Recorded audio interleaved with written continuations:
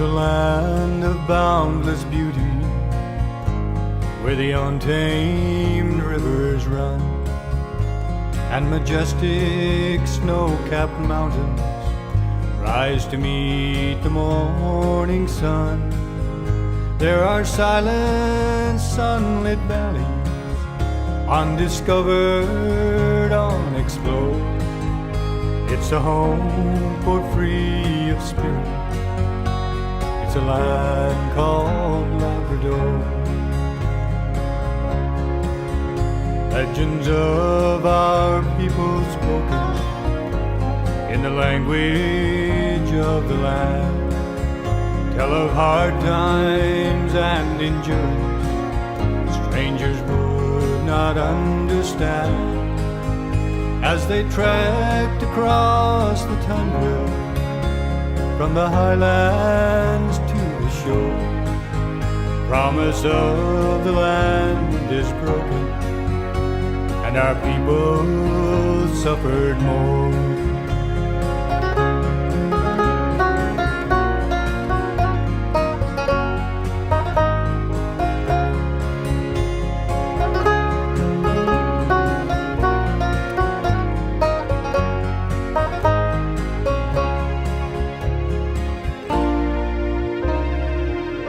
Let her mountains shine in glory, let her unspoiled waters flow, let her children live in freedom in the valleys of the snow.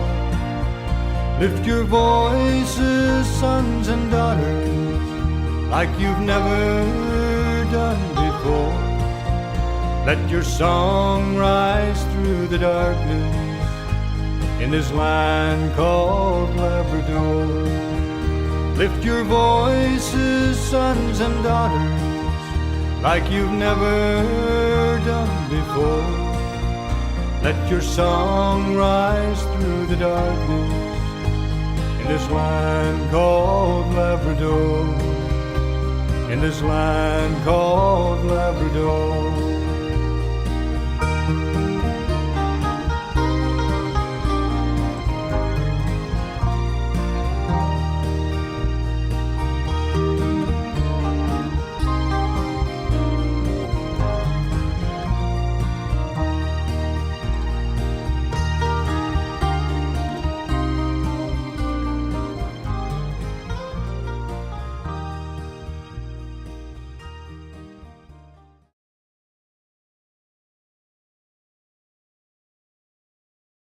First of all, in the studio we have some former teachers, and I'd just like to say good day. Hello. Thank you. Hello. And could we have your names and the positions you have and the positions you had back then when you were in Nain? Well, when both John and I were in Nain in 1965, we were here from 1965 to 1966. I was the principal of Nain School. It had 6 classrooms, and I was a teacher of, as well as principal of grades 6, 7, 8, and 9. And John was teaching grade 4 and 5. Mary Sillett was teaching. Kate Hetash was here as well. We had 2 teachers from Newfoundland. And then, of course, we both left after our year. John went away and did his thing, and I went away and did my thing. I became a lawyer. We decided that we'd like to come back and visit the community that we like so much. So 52 years later, here we are. After 53 years, do you say? Yes. Okay. So in my classroom, I had students Rosina Callio, Jesse Lyle, Henry Lyle, Susie Hainoch, Ernestine Yarasi, Elizabeth Winters, Jim Anderson, Sarah Webb, Herman Webb, Joe Dicker, Donald Dicker, and Gordon Obed. So we've bumped into some of them so far, and I'd like to have the opportunity of meeting others. So this Thursday in the government building at 7:30, we're going to have some pictures shown and some old film and some tape recordings that we have. So who'd ever like to come, they're welcome to come. And John? Well, my name is John Penny. I was here with Jerome in 1965, 66. We arrived together on a plane, on floats on the water, because, of course, there was no airport at that time. We both stayed for most of the 1 year, and we both left together on the Bonavista, the boat that took us down to Goose Bay.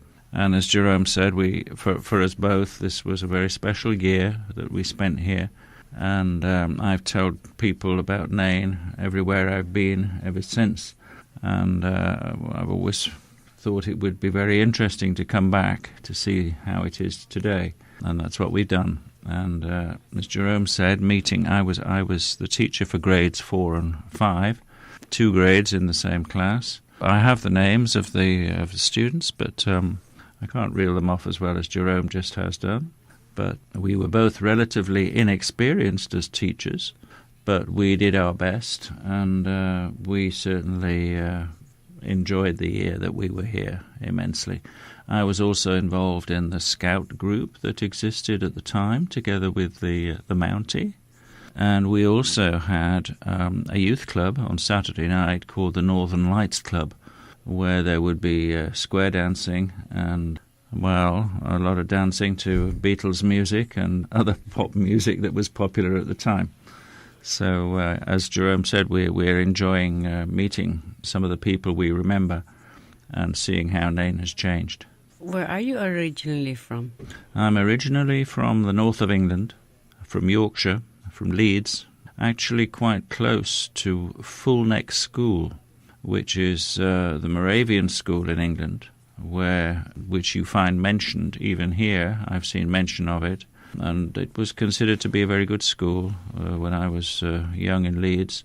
But I came as a volunteer here with Voluntary Service Overseas, which was an English initiative to send young people abroad around the world to work in countries where there was a need for people to go and teach or to work in hospitals and so on.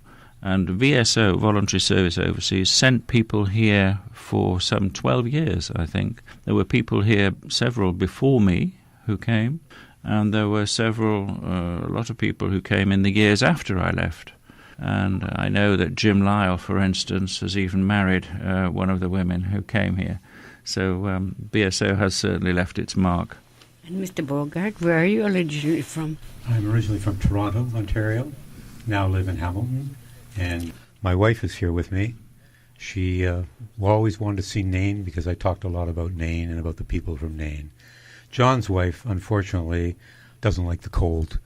So he tried to get her to come, but I think she's a little afraid of how cold it might be. But I warned my wife, I don't think it's going to be that bad. It's the middle of June. But yesterday it was snowing, right? So it's cold outside, but the people here are warm, and that's what counts. Yeah, we have a very chilly spring here. Mm-hmm. Yeah, and it has been like all spring. Mm. I guess going back to those years, back in 65 and 66, what were the main subjects taught at that time? Well, I think the curriculum was the same thing for all of Newfoundland and Labrador. As you know, the education system back then was controlled by various churches. So each church in each community kind of had their own superintendent. Back then it was Reverend Peacock, who was a Moravian kind of superintendent who looked after the education system along the coast. It wasn't a secular system. It was, although we didn't teach any religion in school. We didn't do that. We're not Moravians. And I was hired by Reverend Peacock and really over the phone. And I spoke to him, and they were looking for somebody. I had just graduated from university, and so I wanted to teach, and he asked me to be principal of the school, which I was delighted to do. So I taught all in one classroom, as John had done with his, 6 to 9. I had 2 students in grade 9, Henry Lyle and Susie Haynoch. And so I taught them the curriculum to get them ready for high school. I taught them French, for example, and some French to the rest of the class as well. Otherwise, mathematics, geography, history, all the kind of regular subjects that kids would learn. And all of the kids were fluent in Inuktitut. And I mean, certainly with the kindergarten kids, some of them didn't speak English at all. And I understand that's changed a bit now. Do you want to talk about some experience you came across during that year? The year was absolutely full of amazing experiences for me. I mean, I just one or two first impressions. When I remember, I was thinking about the classroom when I first arrived. I was quite shocked in a way to see that on each wall of the classroom was a picture of a member of the British royal family, which I found, amazing, really. Coming from England, because a lot of people are not very royalist there, and here I didn't really understand that. Well, I knew something of Newfoundland's history, but I was quite surprised to see a picture of the Queen on one wall and Prince Charles on another, and which I immediately changed that, I have to say. I took them down fairly quickly because I didn't think it was entirely up to date to be displaying their photos like that. But no, there were a lot of very vivid experiences we had here. I mean, it was an amazing place to be for a year, a very special place.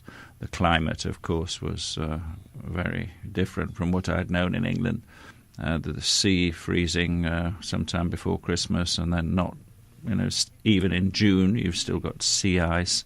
That's quite extraordinary, really. And I like the cold. And actually, when I was interviewed by voluntary service overseas in London to come here, I had been in the Scouts and I'd been walking in the north of England in the snow and ice at that time. And I talked a little bit about that. And I think that's why they thought, Labrador will be the right place for him. The year was absolutely full of amazing experiences. We did wonderful hunting trips with people like Dorman Webb and his brother Henry, Wilfrid Ford and George Dicker, who took us out, I remember, in about the first few weeks we were here, fishing, jigging, when I think there were 6 of us who went out jigging for cod.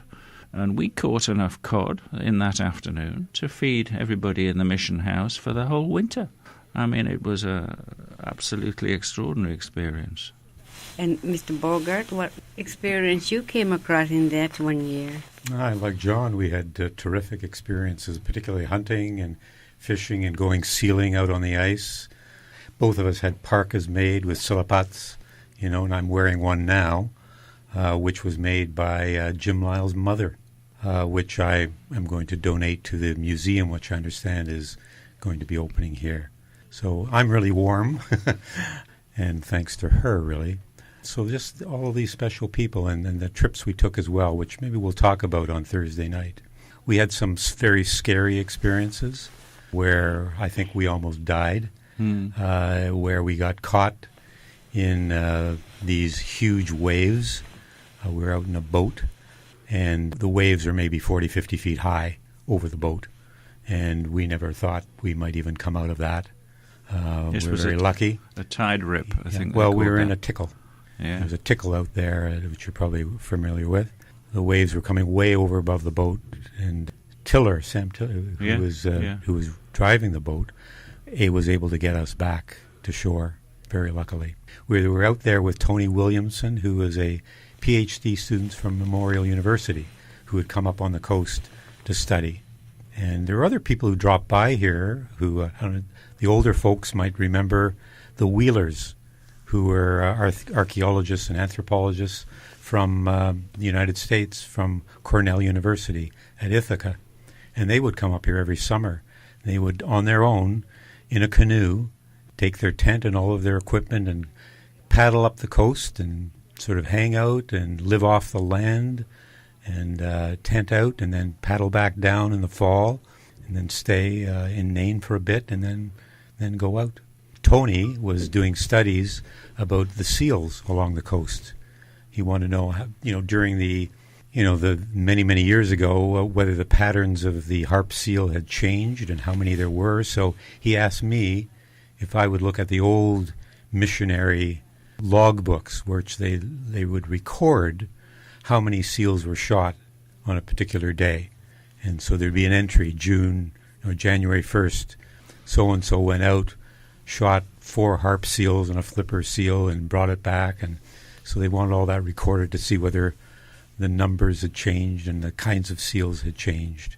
So there's a lot to do up here, both teaching, school, and doing that sort of thing. But, it's the people really that count, and the people that we met and the people that we meet right now, and their children and their grandchildren. Some of our students, of course, unfortunately, are no longer with us, but their children are, their grandchildren are. It's been quite amazing to meet them.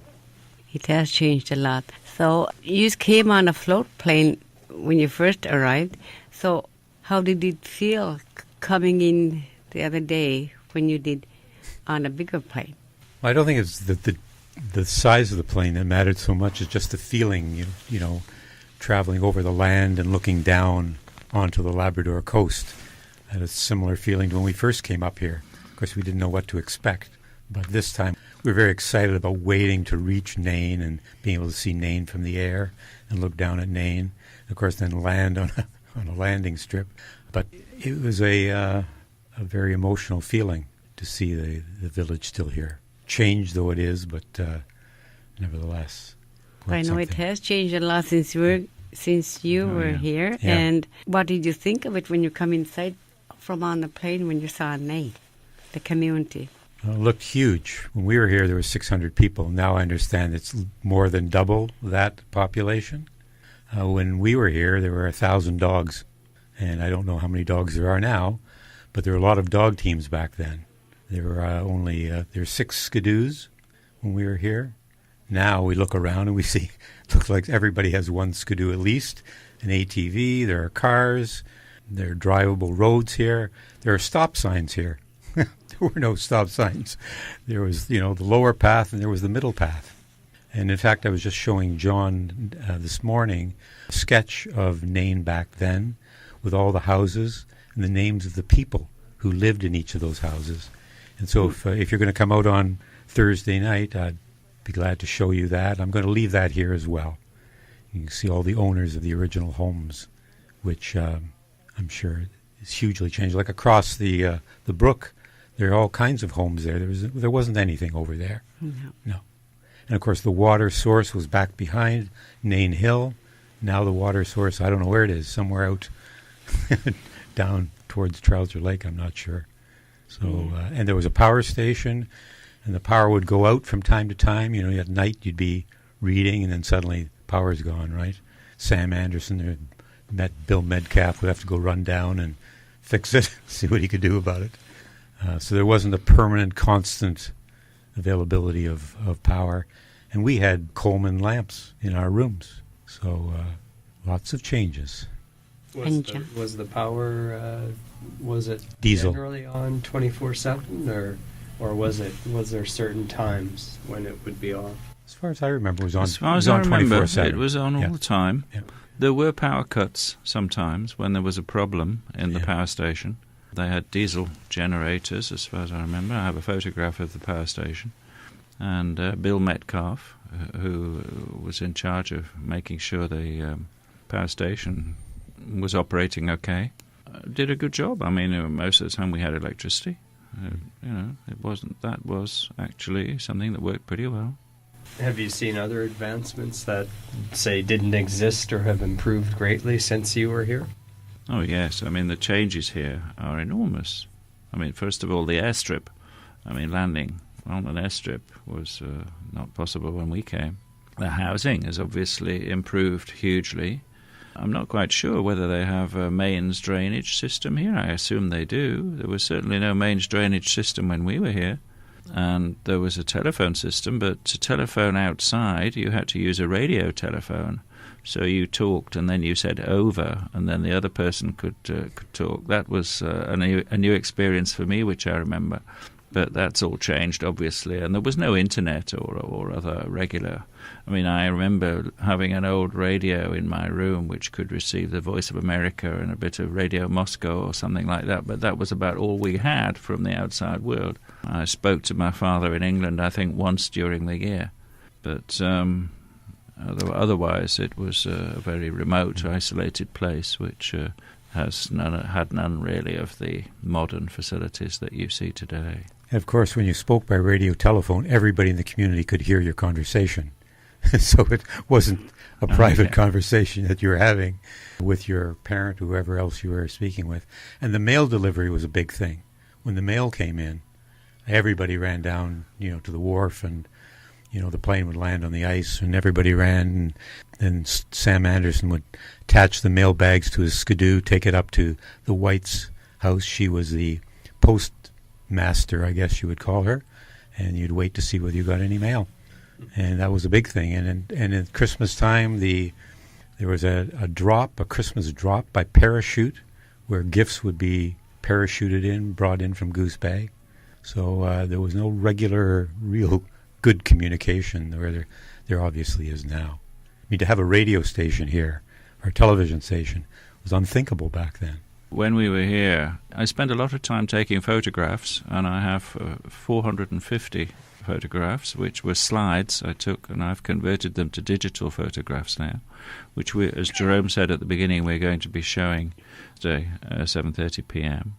I also made a few recordings, and I wondered whether you'd like to hear one of them now, of some singing in the church. That's in English.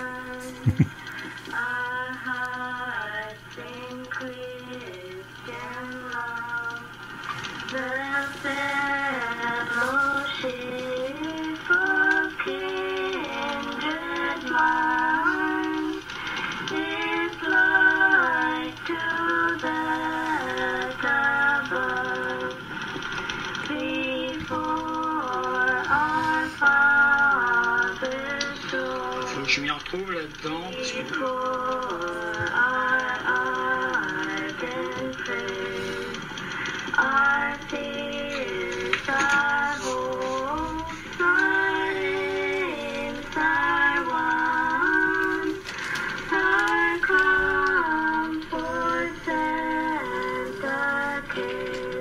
That was Juliana Hay and Margaret Dicker and Mary Sillett singing in 1966. Since you arrived, you've met some of the students you taught already? Yes. Oh, sure, I met Gordon Obed, taught him. The first person I actually met was Rosina Callio. She was in the restaurant at the lodge. I met her, and I met her grandson, Jeremy. And also met a lot of other students that I didn't teach, but we knew.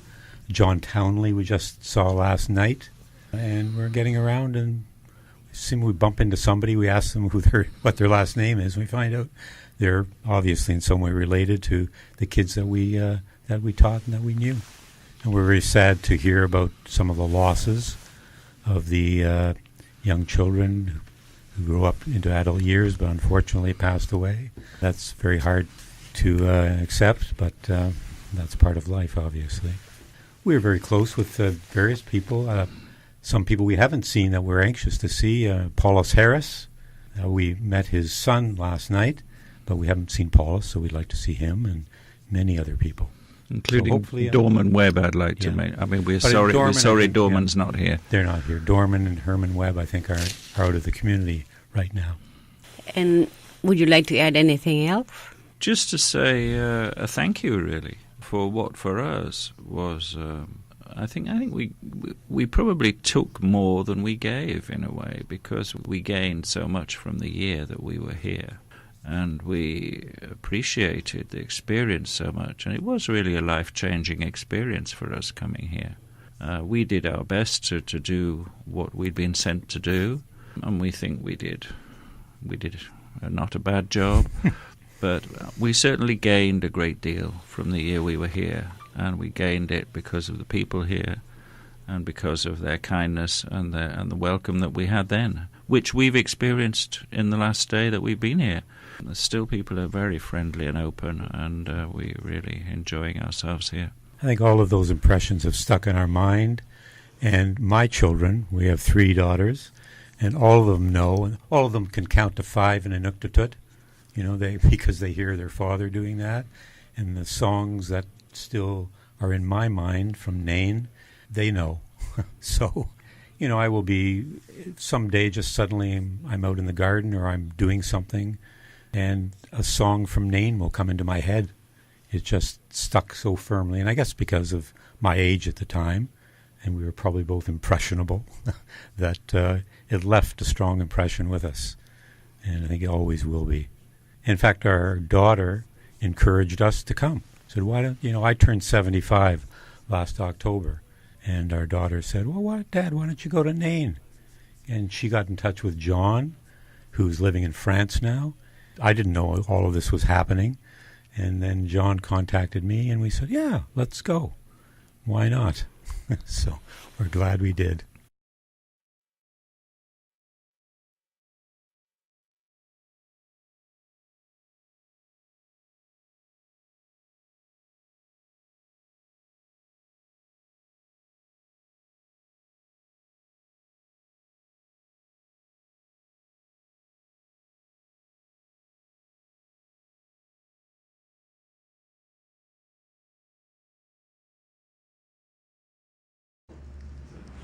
Okay, you want to see? Show us how you paddle. I've got you on. Okay. Very well done. There you go. Here's your paddle. You can take two or... Thank you. Okay. Really? Yeah, but we've Taking the kayak out of the room. Some of the generations this past October. That's right. That's exciting. Why did we keep it on the side before? I don't know.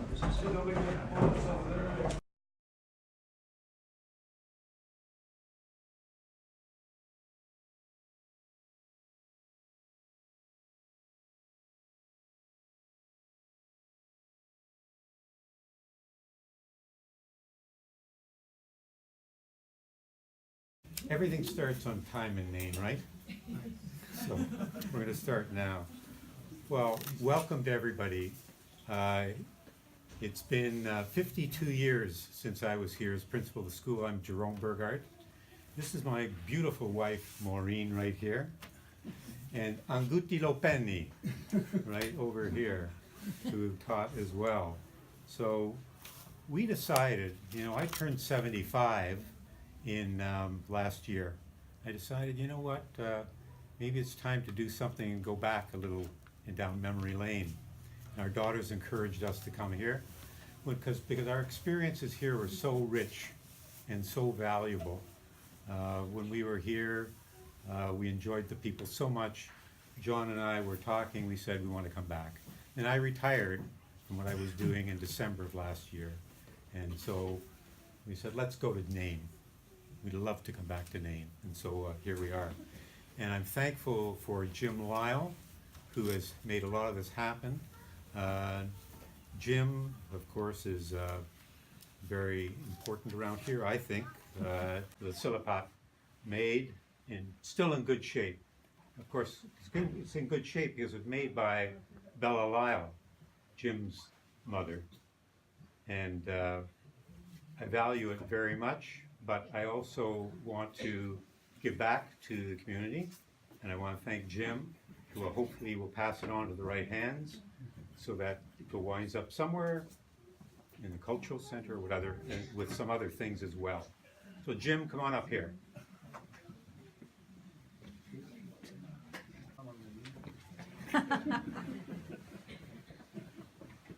Easy to get along. There's your mother's. Now I can cool off. Thanks, Jim. Thank you very much.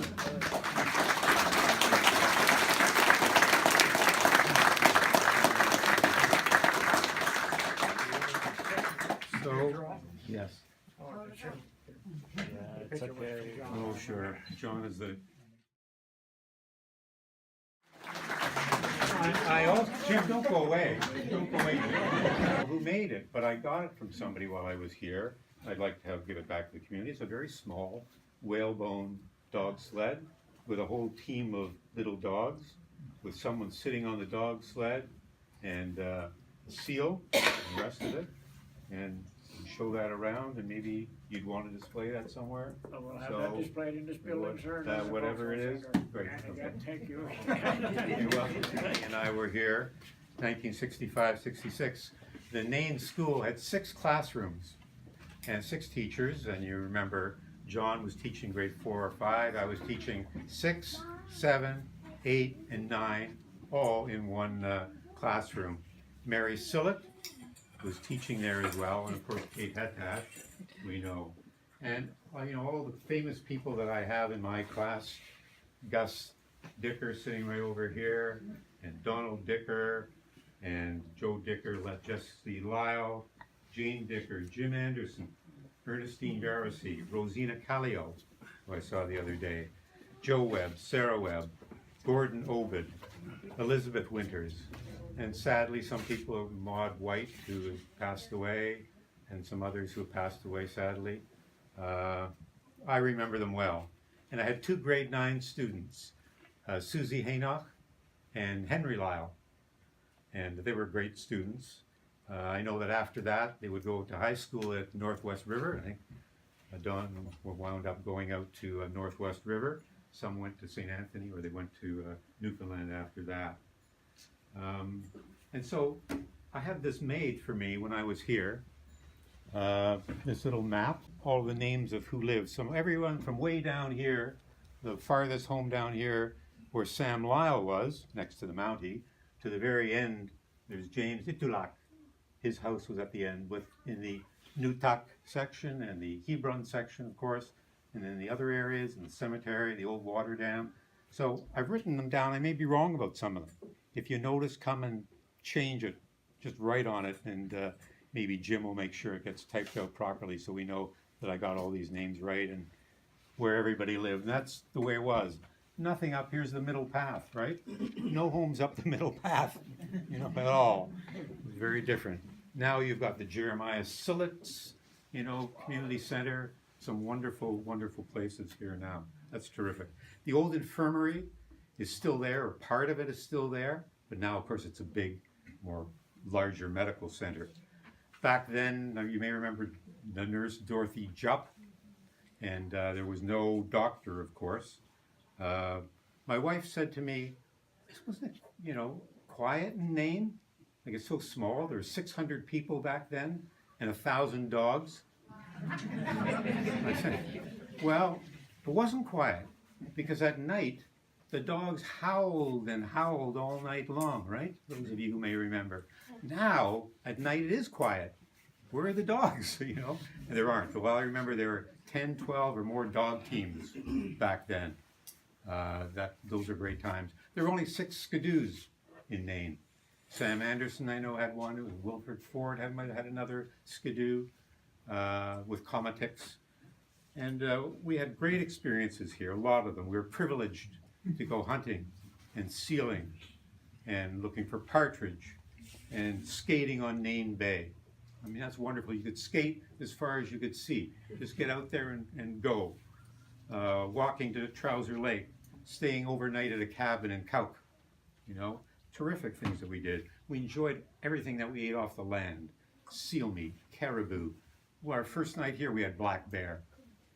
We just, partridge, all kinds of fish, of course, Arctic char and cod.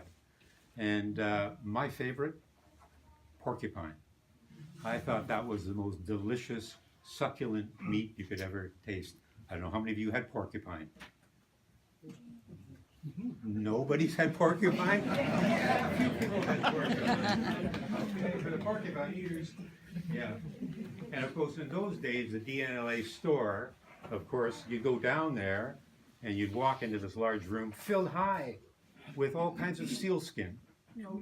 Hundreds of sealskin, fox that people brought in. That was wonderful. So I'd like to share some of my memories and experiences, and John will do the same with you as well. But let me just say that the main thing is you, the people. So yes, there are changes here, but people here are still today warm. I walk down the path, John and I and my wife. People are warm, they're welcoming, they're friendly, they're honest, and they're open, and you can talk to them.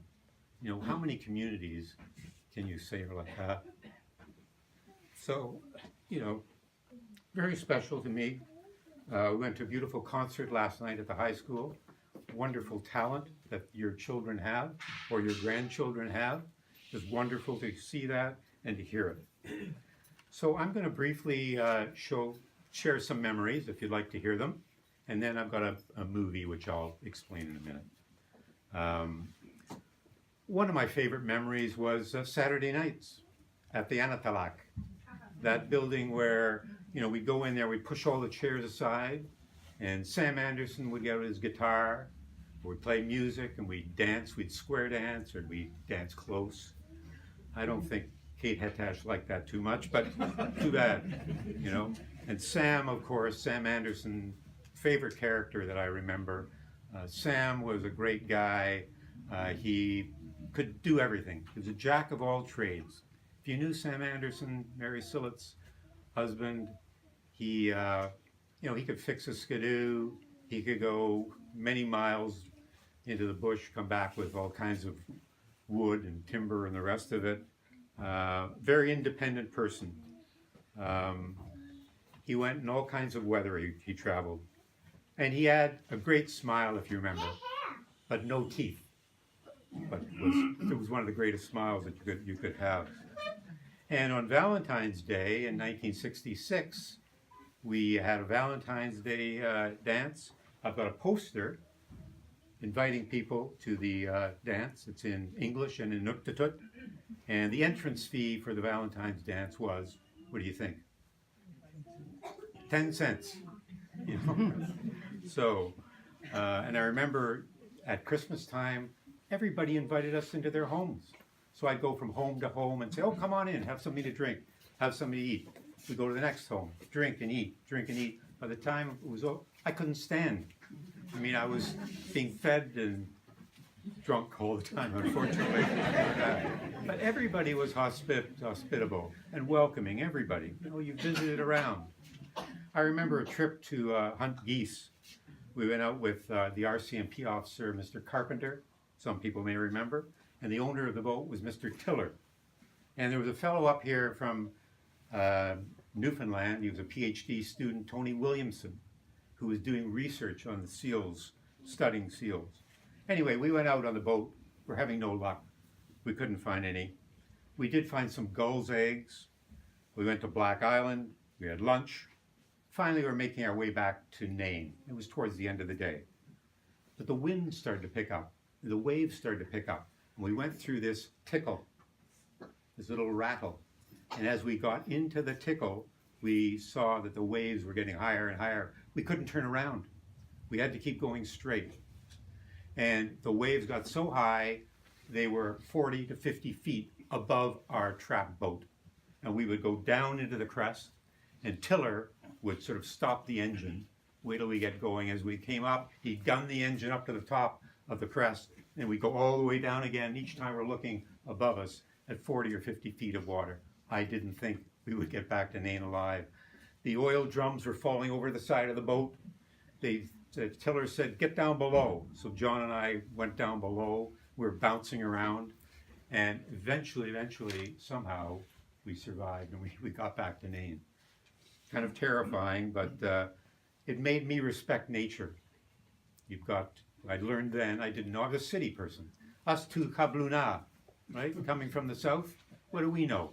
And we come up here and we learned that you must respect nature because it can turn on a dime, right? And you all know that, sometimes with tragic consequences.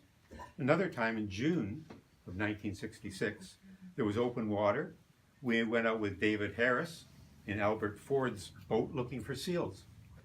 And we chased a number of seals, couldn't get it. And finally, we saw, or at least David Harris saw a seal about 100 yards away. Takes up his .303 rifle, and the boat's going up and down like this. But there's David, and takes a shot, I don't know how he did it, shot the seal in the head. And then we thought, well, we're going to lose the seal. He guns the boat. We get over to where the seal was. There's a pool of blood, and John's got pictures of these. There's a pool of blood in the water. I thought, oh, it's sunk. But no, there it was. So we grabbed it. So David Harris says, John, you take one flipper. Jerome, you take the other flipper. We're pulling. So like a 600-pound seal, right? So we're pulling. We can't get it into the boat. Our backs are breaking. What does David Harris do? David Harris comes over with his teeth, bites into the lips of the seal. He says, 1, 2, 3. Now we pulled it up into the boat. Amazing. But, and David Harris is a great shot, and also the organist, I think, at the church as well. And then we got it back into the boat. We eventually made it back to Nain. Another time we went in April of 1966, we went by dog team and Cometics with Dorman Webb. We went into Webb's Bay. Took us about 4.5 hours to get there. And we stayed in the cabin, got lots of partridge and came back. And then probably most memorable one, I would say, is in May of 1966. A skidoo trip to Tikatuluk and to Nain Bay. We're with Sam Anderson, one skidoo, and somebody's on another skidoo, I don't recall who. The weather was quite warm, so it's in May, and the ice is melting, but along this if you're close to the shore, the ice is fairly hard. So we just continued on, and that was great. And then, unfortunately, we came to a spot, the skidoo went over it, I'm on the back of the Cometic alone, and I went right through the water. And I went right into the water, freezing. And I grabbed onto the Cometic, and Sam came running around, and they got the Cometic and dragged it back up. I took off all my clothes, I wasn't wearing anything. We went to the shore, we found some dried wood, we made a huge fire. And I stood there trying to get warm, and eventually warmed up and survived that, I don't know how. Then Jim shot we got more partridge, we pitched a tent at the bottom of Nain Bay, and the next day we went sealing out on the ice. I remember it was a bright day, and Sam Anderson spotted a seal way over there, and he said, quiet. He slowly moved forward. He didn't have a blind, might have had some kind of a white blind, right, to hide behind it. And at any rate, he took aim, shot, got the seal, and then went running like crazy before the seal slipped back into the hole, right? And he got it just in time and pulled it out. We went on to a cabin, and they gutted the seal, pulled out the liver, pulled out the heart. I remember he took the liver, had a pan, threw some butter on the pan, threw the liver on the pan, fried the liver, and it was one of the best things you could taste. So you probably tasted seal's liver, right? Right? Yeah, great, just the great stuff. And then we finally got back, but when we came back, we got soaked. It was just pouring rain. And other things, small things. I remember a double wedding ceremony here. Somebody who's just getting married. Who are they? Who are these people? Somebody knows who they are. Girls' Day, Boys' Day. We had scouts, and John can talk to you about the Cubs and the rest of the winter games that we always had, and people taking shots. And of course, the best shooter from the women, Hilda Lidd. She always seemed to win the contest, Hilda. She was always good. And of course, there's beautiful singing at the church. And there were some sad times too. So I guess you mentioned sad times because it's part of life, right? And I remember a lovely young girl, she's 15 or 16 years old. And she got very ill. And they tried to get in helicopters. They tried for 3 days to get a helicopter to come into Nain and couldn't. And she passed away. It was Eliza Webb. And I remember the good and the bad. When I was there, I had a camera. It was a terrible camera, not like today. It was a movie camera. It got stuck in the cold and it wouldn't film very right. The pictures are not very good, so I apologize. So you'll have to look very carefully. There's whiteouts in the winter, and it's hard to make out people. But you sort of get an idea maybe of for the younger people what things were like. The quality of the film is bad.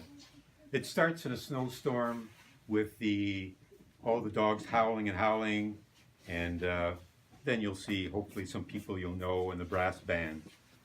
So why don't we start the film? We've got our handy dandy technician over here.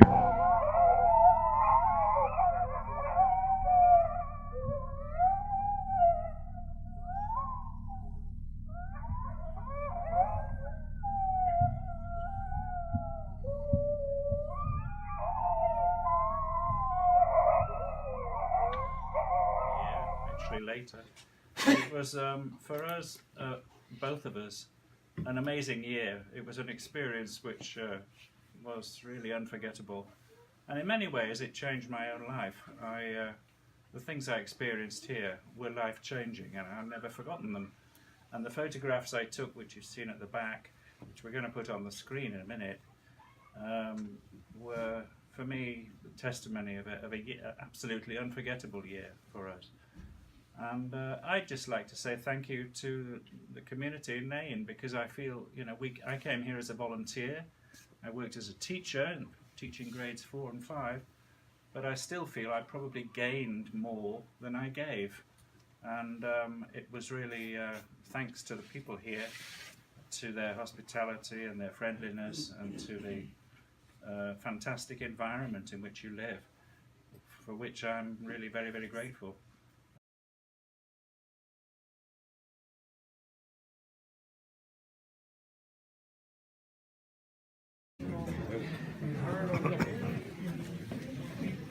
Can I ask a question? Yes.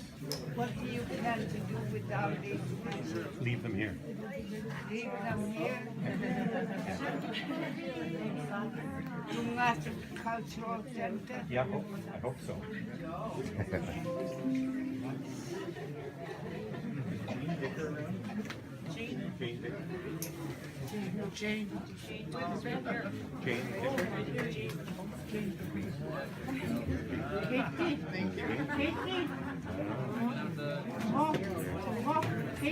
Susie Haynock is around? Susie Haynock around? Right here. Huh? Who? Susie Haynock.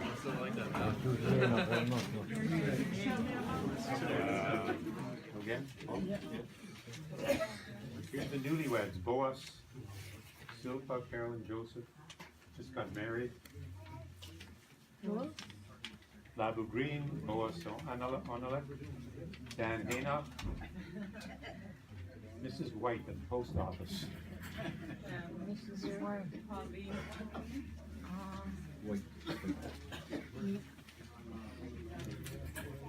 That's her daughter. Sure. Johannes Lamp. And school kids. And leave that here too. School kids. Hold them up.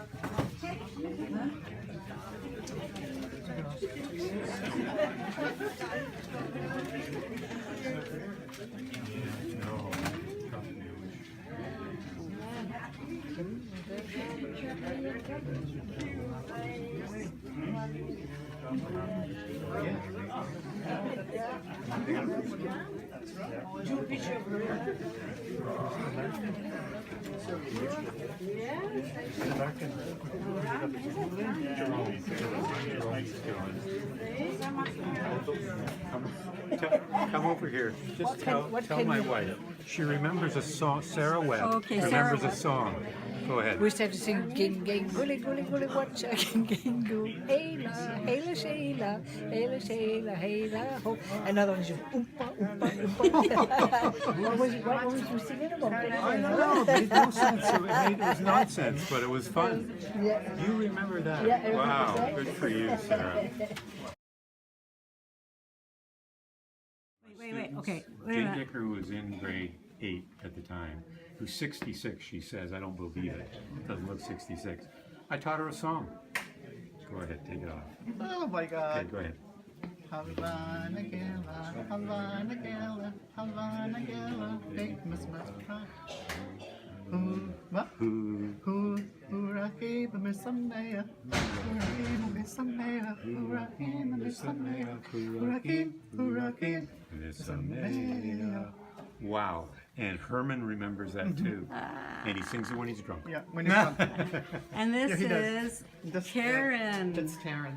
Karen, can you sing a song? Huh? You sing Your songs, grandmother eh? will teach you. She goes to daycare, so they sing quite a few Yeah, songs. you must know Yeah. a song. She's a bit shy right now. Sure, but you're good. Okay. I don't think I'll Say ever- bye.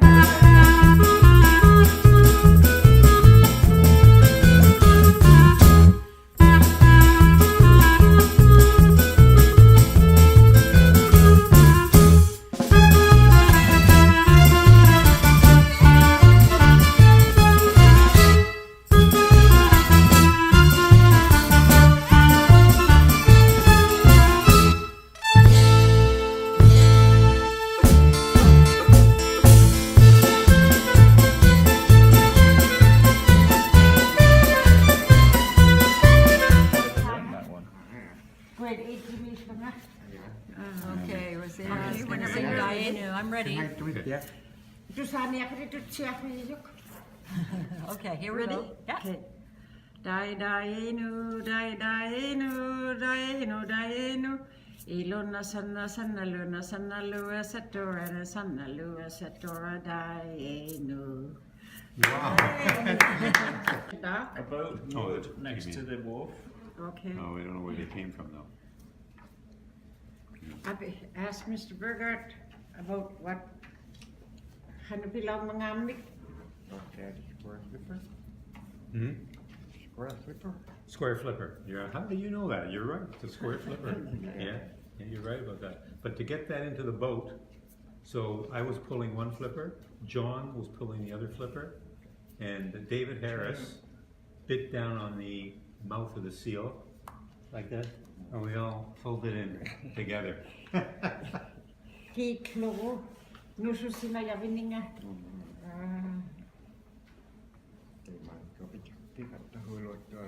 Yes, eh. I can't find the one reporters.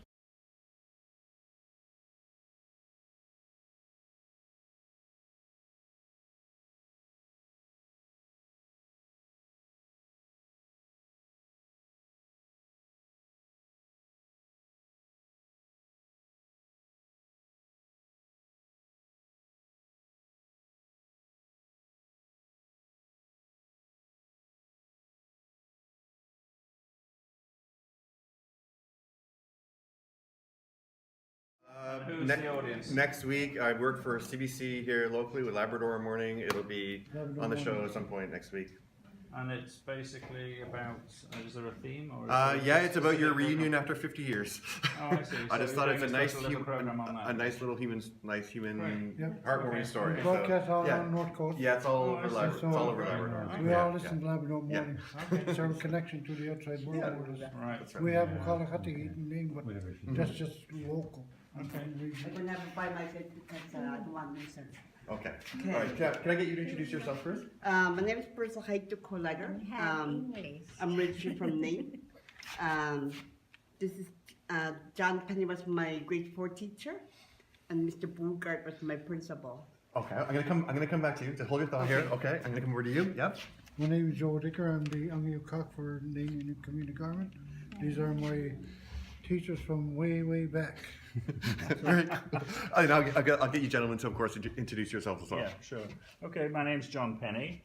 I was in Nain as a voluntary service overseas volunteer in 1965-66 when I taught in the school and helped with the Scouts and the Northern Lights Youth Club and did a lot of hunting, had a lovely time. But we can talk more about that. Yeah, absolutely. And I'll come last but not least, of course. I'm Jerome Burgart, and I was the principal of Nain in 1965-1966. Cool. What school are we talking about here? I'm not sure if it had name at the time, but it's Jens Hayes Memorial School now. It was just Nain School at the time. Okay. All grade. The school was so small that all the students in Nain fit in one school, like one small school, 3 or 4 classrooms. Wow, what was that like? It's good. You got to interact with all the other students. You knew who was who. Can you? We're just moving a little closer here. So when was the last time you guys saw each other? 52 years ago. 52 years ago is the last time you've seen each other. That's correct. Wow. And so what is it like seeing your former principal and Okay. teacher from Okay, more than this 50 is- years ago? Mr. Penny was my teacher, and unfortunately I walked out on him. I said, I'm not going to learn anything anymore in this classroom. I have to find myself somewhere Yeah. and become something else besides trying to be in your class and try to learn arithmetic and whatever you were teaching me. Yeah. It was too hard for me because when I came to Nain from Hebron, when I was a child, I was not a non-speaker of English, Yeah. and that's why I could never learn ever anything very much. But with the guys that you were here with just now, the web boys, I grew up with them in boarding school for 7 whole years. They're the one that taught me English. Right. Yes. and I taught them Inuktitut. Right. So we shared together, Yeah. and we grew up together. Yeah. And right up to today, after over 53 years, I know all the Webb's birthdays, and they know all my birthdays. Right. We're like a little team. And Mr. Burgard, when he came to Nain that time when he was our principal, he had a black beard and black glasses and very curly or something, and now he's all white and hardly didn't hear that, but just the way the years goes. And I really love the way the way you got together to come here to see Labrador for the last time or something like this. How do you know it's the last time? I don't think it's the last time. I might be back every year. Because once you come back here, there's no going back. You really want to, you feel the real pull to come home again. Well, I do have to ask you, what brought you back to Labrador Well, more than 50 years later? It's a bit of a long story. I'll make it very short, but I turned 75 last year, retired as a lawyer in December of 2017, and our daughters decided to give me a birthday party, and part of that was that they thought they'd like me to go back to Nain, because they've always known that I was interested in Nain. I used to teach them some Inuktitut that I knew, and so they learned it. They knew some words and songs, and thought it would be great to get to Nain. And so they were in touch with John Penny, who's now living in France. And between thanks to the internet, we connected and said, let's go to Nain. We had such a great experience in Nain. We've got to go up there again and see the people that we taught and see. We were reluctant because both of us talked about this. Would the changes in Nain make us upset? Or would we be happy? When you're going back, will you be disappointed because of the way things are? You don't know. You take a chance. We wanted to. And we have no doubt that we made the right decision because the people that we saw welcomed us with open arms, friendly, warm, inviting. Everyone that we saw was just wonderful to us. And even today, this small group of people here in Happy Valley welcomed us again, and just a great community name. So there are physical changes, but the people are Nainimites, so they're great. I'm going to come to you. I'm going to come to you both in just one moment. And you have an apology to make. Well, of course, I have a couple of apologies to make.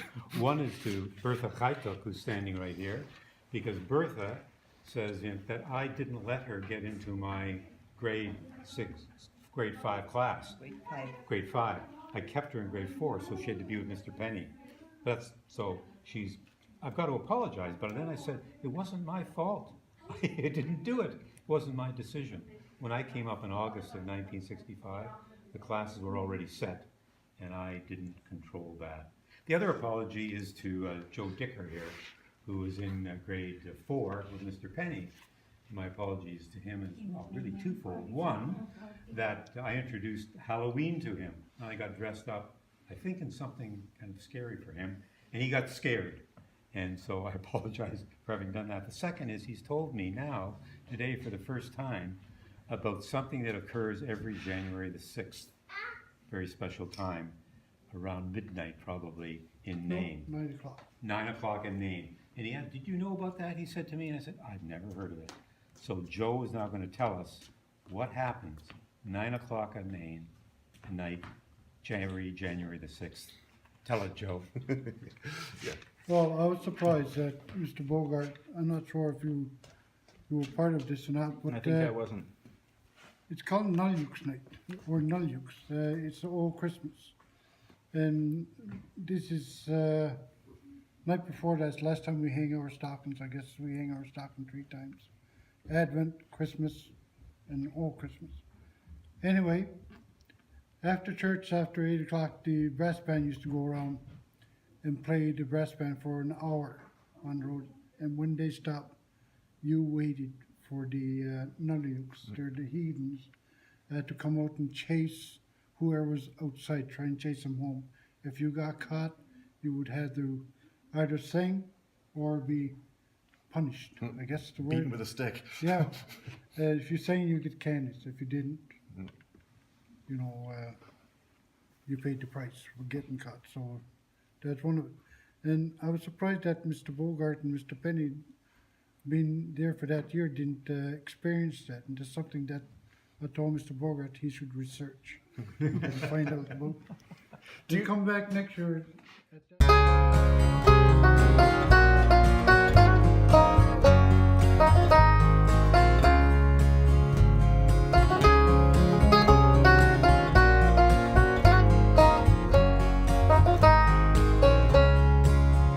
There's a land of boundless beauty where the untamed rivers run and majestic snow-capped mountains rise to meet the morning sun. There are silent sunlit valleys, undiscovered, unexplored. It's a home for free of spirit. It's a land called Labrador. Legends of our people spoken in the language of the land tell of hard times and endurance strangers would not understand as they trekked across the tundra from the highlands to the shore. Promise of the land is broken, and our people suffered more.